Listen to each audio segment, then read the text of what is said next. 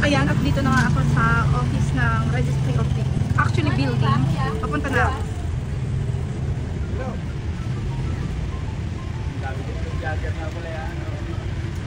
Vlogger nga daw ako. Kilala na nila ako. Akit na tayo. Nasa second floor yung office ng Registry of Deeds. Dito na tayo, guys.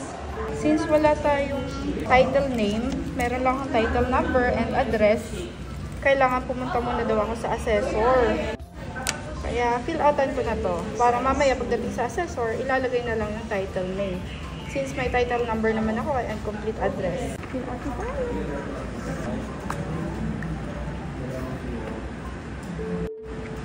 So since sabi nga ni sir, ang meron nga lang ako is title number and complete address. Kaso hindi nga sa akin nabigay yung title name, kaya ngayon pupunta ako sa assessor para ipalocate or ipa-verify kung ano yung title name na to.